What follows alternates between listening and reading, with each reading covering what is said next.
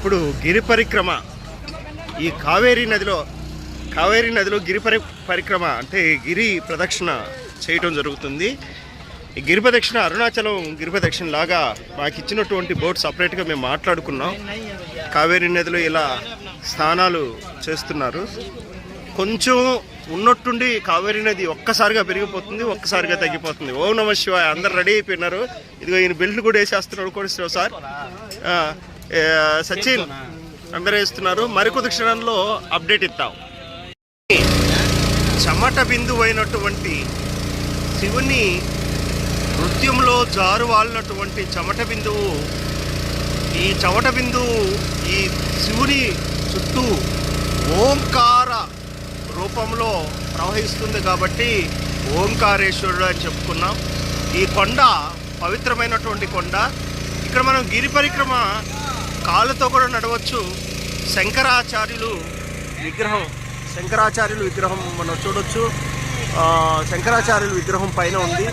So ఇక్కడ నుంచి మనం నడిచిపోవచ్చు, కానీ కష్టమైనటువంటిది. 9 కిలోమీటర్లు అంటే దాదాపు 10-15 గంటలు పడుతుంది. కానీ మాకు సమయం దృష్ట్యా బోట్లో మాత్రమే గిరి పరిక్రమం చేయటం జరుగుతుంది.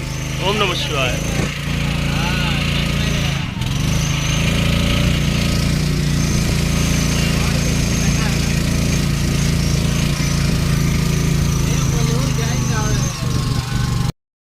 పరవళ్ళు, నర్మదమ్మ పరవళ్ళు ఎంత అద్భుతంగా ఉందో. ఎప్పుడు కూడా మనకొక పర్సన్ ఒక అండగా ఉన్నారు అంటే ఆ ఆనందమే వేరు. అట్లా సాక్షాత్తు పరమశివుడే స్వామి అమ్మవారికి అండగా ఉన్నటువంటి వైనంతో అమ్మ పరవళ్ళకు ఎలా చుట్టుపక్కల రూపం ఉందో మనం గమనించవచ్చు. అద్భుతమైనటువంటి సన్నివేశం ఇది. పర్వతం, ఆ వైపు ఉన్నటువంటి నది కావేరీ నది మనం గమనిస్తున్నాం. అంటే పర్వతానికి వచ్చేటువంటి నది ఆ పక్క కావేరీ, ఇదొచ్చి నర్మదా నది.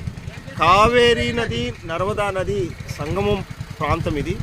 2 నదులు కూడా వచ్చి ఇక్కడ కలుస్తాయి. ఈ సంగంలో స్నానాలు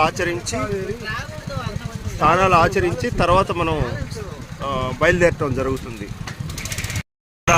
ఎంత ఫాస్ట్గా ఉందో మనం చూడొచ్చు. చాలా అద్భుతమైనటువంటి సన్నివేశం ఇక్కడ. ఈ నదిలో మనం ఇట్లా పోవాల్సినటువంటి పరిస్థితి. ఎంత ఫోర్స్గా వెళ్ళామో మనం గమనించవచ్చు. అద్భుతమైనటువంటి సన్నివేశం. ఓం నమ శివాయ.